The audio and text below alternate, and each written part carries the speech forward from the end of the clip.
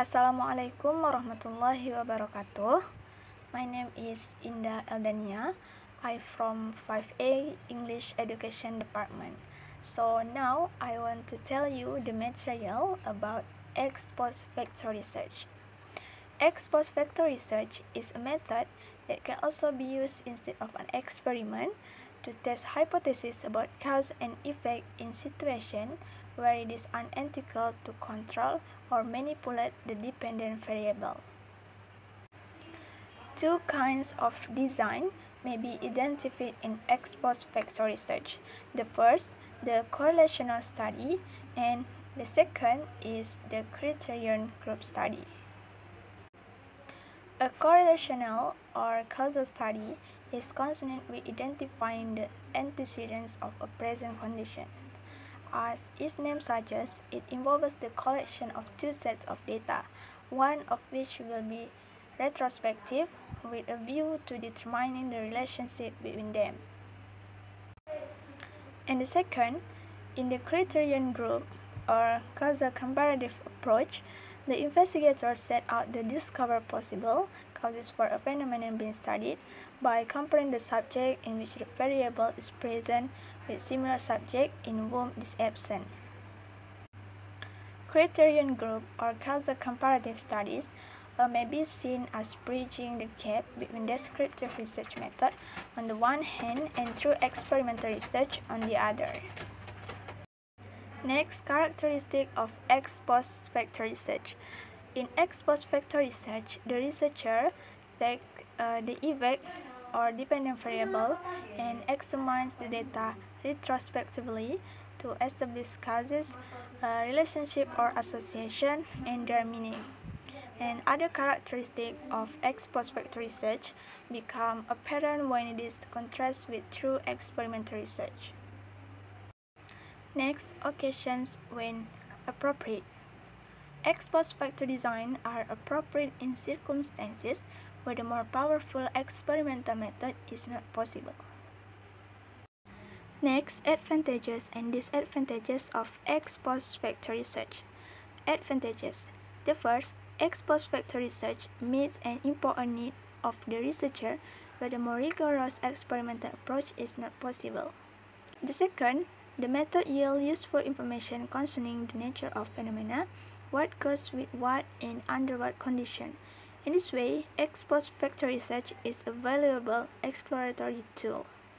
Next, improvements in statistical technique and general methodology have made ex post facto designs more defensible.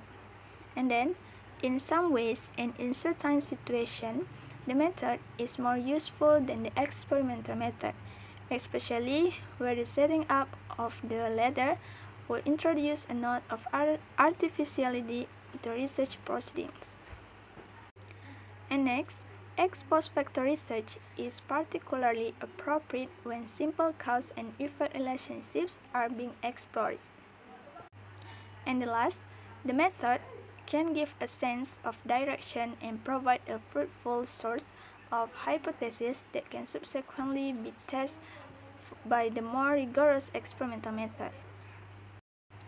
Next, disadvantages of ex post facto research. The first, there is the problem of lack of control, in that the researcher is unable to manipulate the independent variable or to randomize her subjects.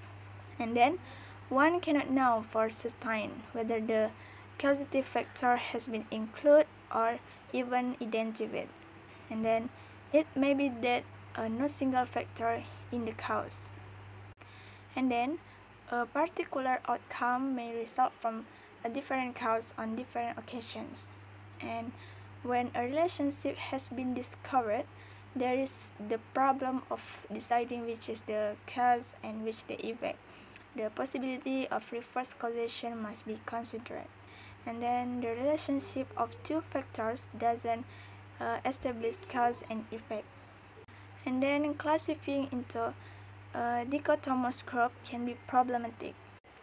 And there is the difficulty of interpretation and the danger of the post hoc assumption being made. And it often bases its conclusion on too limited a sample or number of occurrences. And then it frequently fails to single out the really significant factor or factors. And then as a method, it is regarded by some as too flexible, and it lacks nullifiability and confirmation. And the last, the sample size might shrink massively with multiple matchings. And next, designing an ex post facto investigation.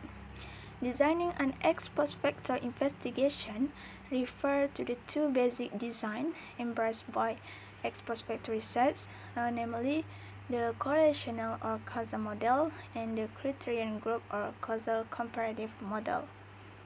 The causal model attempts to identify the antecedent of a present condition, and the basic design of causal comparative is similar to an experimentally designed study. And the last, procedures in ex post facto research. The first, identifying the problem area to be investigated. This step will be followed by a clear and precise statement of the hypothesis to be tested or question to be answered. And the second, make explicit the assumptions on which the hypothesis and subsequent procedures will be based. And then this will enable the investigator to ascertain the kind of issues, problems, obstacles, and findings disclosed by previous studies in the area. And then there will then follow the planning of the actual investigation, and this will consist of three broad steps. The first, identification of the population and sample. And second, the selection and construction of technique for collecting data, and the establishment of categories for classifying the data. And the final step will involve the description, analysis, and interpretation of the findings. Okay, I think that's all for me. Thank you. Assalamualaikum warahmatullahi wabarakatuh.